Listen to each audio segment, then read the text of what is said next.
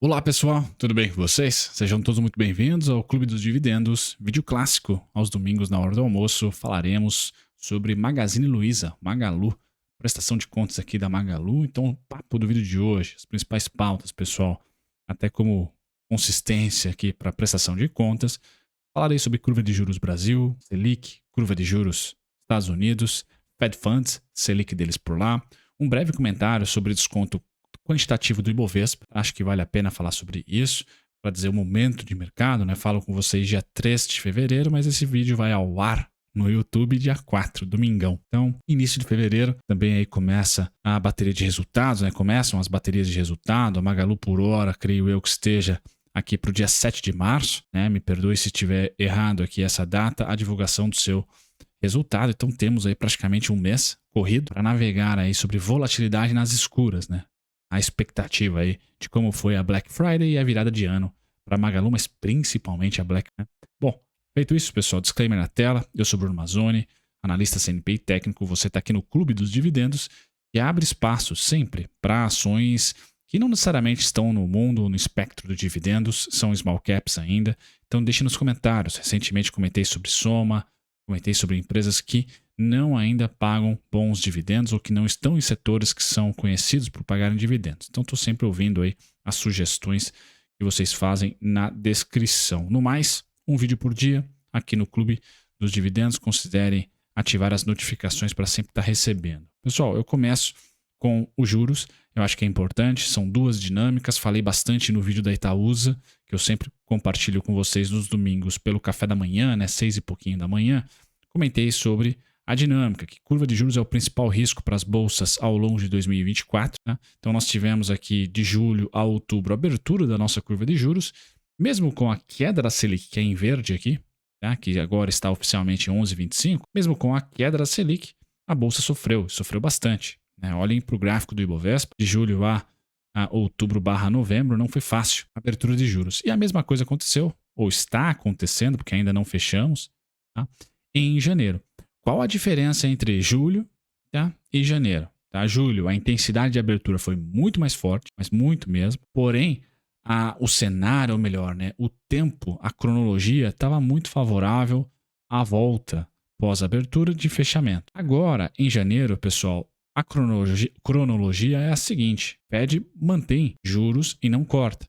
E a gente está cortando juros. Tá? Então, cada vez menos a gente tem, via força econômica americana, espaço para descer esses juros ali com folga para baixo dos 9%, dos 9,5%, que hoje é mais ou menos consenso. Tá? E aí, se vocês olharem para... Olharem não, né? Se vocês escutaram 9 a 9,5%, e aparentemente é o consenso hoje, olhando para uma economia forte americana, não deixando o nosso juros ficar muito despassado em relação ao Fed Funds, para atrair capital ainda aqui com o carry trade, olha onde está o nosso juros para 2027 já. Onde está a curva de juros, ou seja, a expectativa formada pelo mercado. Exatamente entre 9,60 e 9,80. Fechou a 9,86 essa semana. Em janeiro, abriu dos 9,60, tá, ou muito próximo disso, até os 9, 10%, 9,85, 10% aqui. Então, em janeiro, nós não temos mais tanto espaço assim para cortar, para fechar na curva de juros, porque as expectativas do mercado, ele sempre vai na frente, né? Já estão mais ou menos no final ali. A não ser que você acredite que nossa Selic vai romper os 9% até o final do ano, quiçá ali primeiro trimestre de 2025, pois bem, se você não tiver essa perspectiva, o trade macro, aquele trade onde as ações andam porque curva está caindo e Selic está caindo, tem uma parcela dele já finalizado, que é a curva de juros. Então a minha expectativa é que a Selic chegue até a curva, tá? Até a curva atual. E a curva atual não tem muito mais espaço para ceder. Creio que em 2024, então, nós devemos ficar entre 9,20, tá? 9,60, 9,80 como base e 10,50, 10,70, 10,80 como teto. Tá? Então o risco de mais queda para sua small cap está nessa setinha cinza. E eu venho batendo nessa tecla para vocês. Essa leve abertura do nossos juros não veio sozinha, não é idiosincrática brasileira, palavra bonita, não é específica brasileira, não. Os Estados Unidos abriu a mesma coisa, tá? Também teve a sua curva de juros, também teve a sua curva de juros em janeiro, é um gráfico semanal, das duas curvas, tá? Então, primeira semana, segunda semana, terceira semana, quarta semana de janeiro, fechamos. Fevereiro foi a primeira aqui, tá? Então, nós tivemos abertura da curva de juros por lá. Mas aí você vai falar, poxa, mas o S&P subiu, o Ibovespa dançou. O S&P, pessoal, é concentrado em 5, 6 a 7 magníficas e essas empresas têm caixa para dar e para vender. Elas aplicam no Fed Funds, não precisam, por hora, recorrer a esse tipo de financiamento, a 5% hoje lá. Então, tanto faz, tanto fez. Tá? O que importa ali para essas empresas realmente são os resultados corporativos, é o micro. Tá? Então, o S&P hoje vive o micro de 7 empresas que detêm ali, que proporcionam um grande peso no S&P. Já o Ibovespa depende de um vento mais favorável para commodities, tá? Para crescimento relacionado à infraestrutura, né? Outros nuances ali. Então, por isso que o Ibovespa, quando vê ali a curva de juros abrir, sente muito mais do que um S&P. Embora Ibovespa sendo banco, Ibovespa sendo Petro, Ibovespa sendo Vale, tá? Essas três aqui, pessoal, não dão de ombros ali para a curva de juros. Por isso que a abertura da curva não vai necessariamente no médio prazo, né, se abrir ali, no curto prazo, melhor dizendo, se abrir ao longo de fevereiro e março também, a gente rumar aqui para os 10,70, não deve impactar ao longo de toda essa abertura Petro e Vale de maneira consistente, mas vai impactar a sua small cap, logo a Magalu. Já no S&P, já na curva de juros americana, caso ela abra e rompa a máxima histórica, a máxima atual, não necessariamente vai fazer o S&P cair, tá? Então, a bolha, se você acha que é bolha, das 7 magníficas, inteligência artificial, etc., hoje não depende de um Fed Funds sendo cortado tão cedo, tão pouco da curva de juros fechando. Tá? Depende de quanto que está vendendo, como que está o resultado corporativo. E aí, olhando para outros mercados, com curvas de juros cedendo, a gente percebeu que a temporada corporativa norte-americana teve ali bons resultados, está tendo bons resultados. Apple talvez tenha sido ali a empresa que menos teve ali um bom resultado, mas todas as outras, de certa maneira, foram bem. Tá?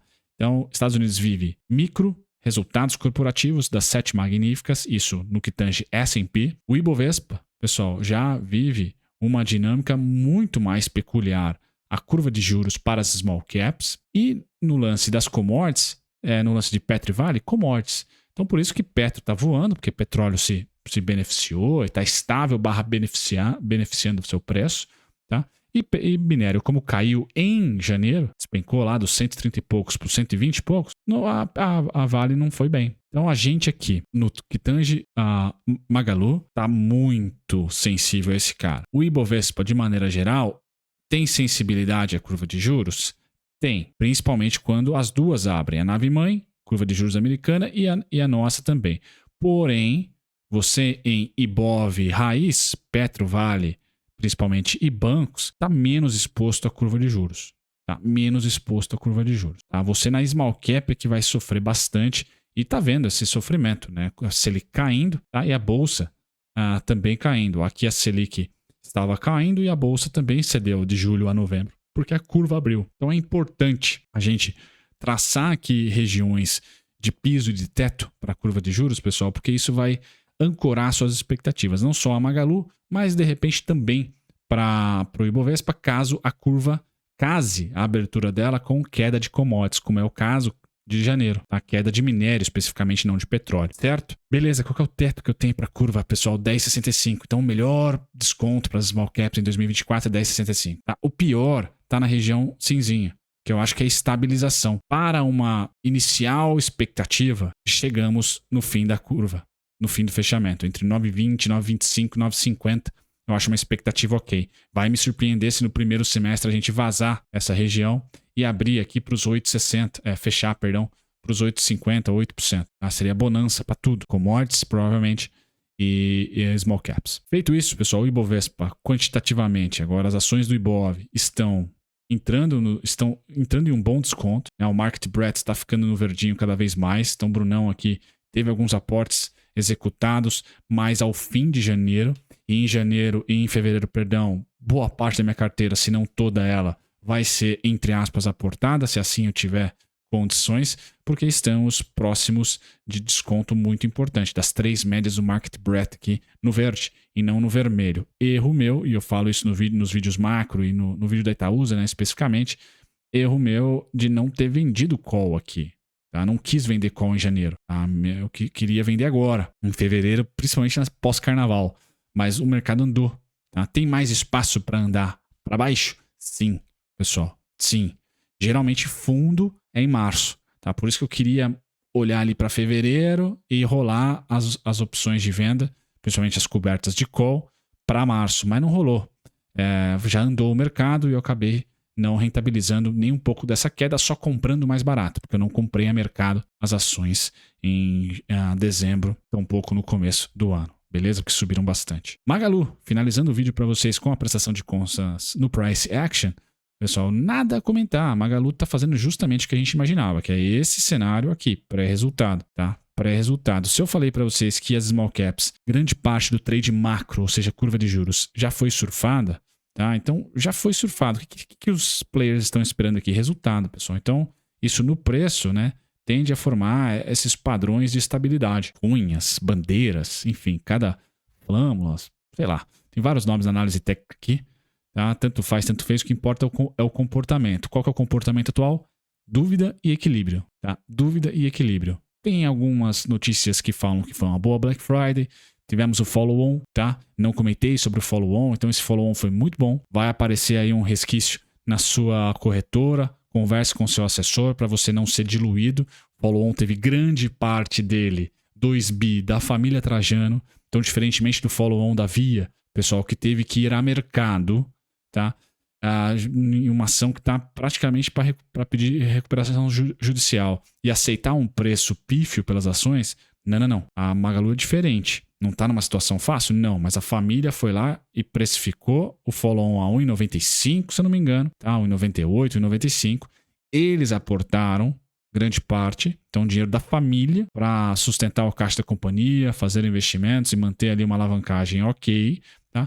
E parte disso, BTG ali, 250 mil, algo do tipo, vai ficar para acionistas aí que desejarem, tá, participar do follow-on também. Então você, por ser uma empresa novo mercado, tem o tag along ali, não, vai ter uma maneira de não ser diluído. Tá? Follow-on é sempre ruim no curto prazo, tá? Gera ali uma oferta gigante, tá? Mas de novo, né? É um follow-on, pessoal, que a família vai mandar bala. Tá? A família vai mandar bala e vai aportar grande parte, tá?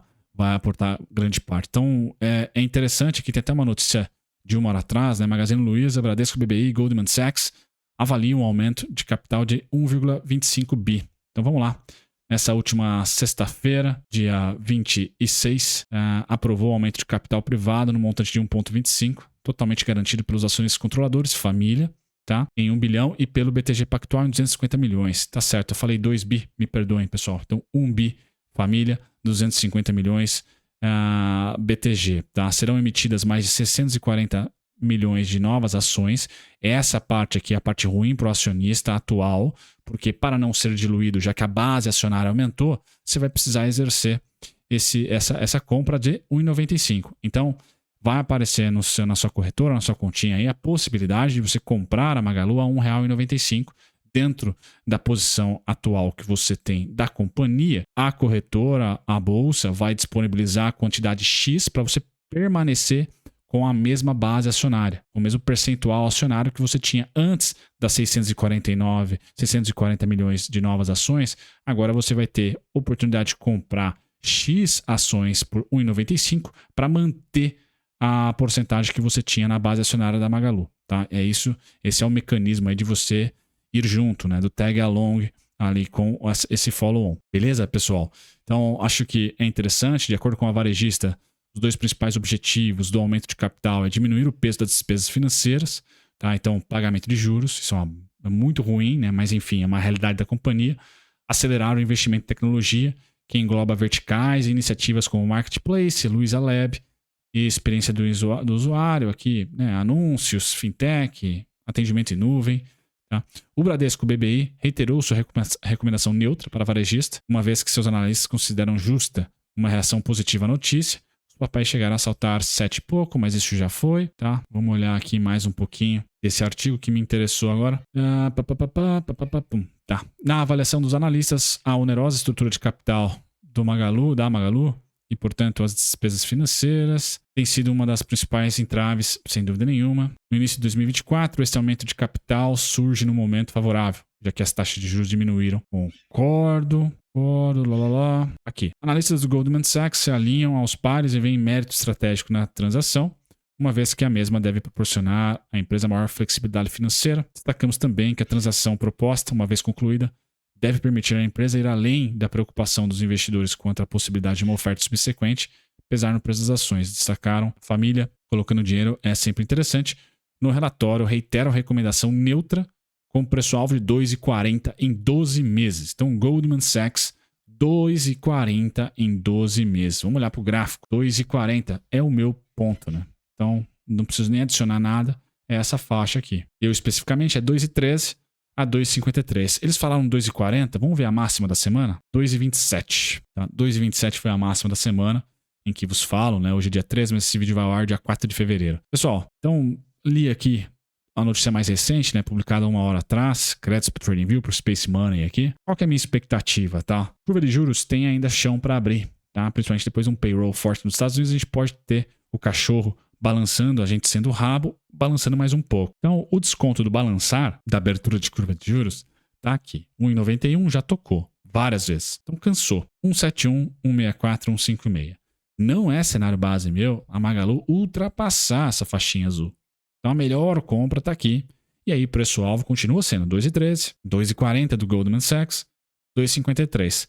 Pós-resultado, o cenário muda. Porque se vier bom o resultado, pessoal, se vier interessante o resultado, tá? Ela vai meio que dar de ombros para o cenário macro, minha opinião novamente, porque assim como mostrei no vídeo anterior do meu erro na Magalu, tá? A Magalu, quando os juros fechou, tá? De novembro a janeiro aqui, aí, mas principalmente que de fevereiro até julho do ano passado, do ano retrasado, não, ano passado, perdão, 2023, quando os juros fechou, a Magalu caiu. Quando o certo era ela subir. Então ela caiu de maio a julho, pessoal, tá? A outubro especificamente, tá? Ela caiu. Então ela tem uma assimetria mais favorável para cima do que para baixo, tá? Então eu reitero para vocês aqui as setinhas. A primeira setinha verde é o meu cenário base. Pré-resultado, cutuca aqui 156, 164, 171 e volta para o 253, 213. Rapidinho. Resultado favorável, pessoal. Vamos para cá. R$4, número psicológico, mas principalmente 5,76, 5,84. Ponto final, pessoal. É isso que eu imagino para Magalu e reitero para vocês aqui na prestação de contas. Certo? Feito isso, um grande abraço. Até o próximo vídeo, pessoal. Agora a telinha final para vocês disponível, né? Assista aí o vídeo recomendado pela plataforma YouTube, inscreva-se no canal e vejam os links na descrição. Tchau, tchau.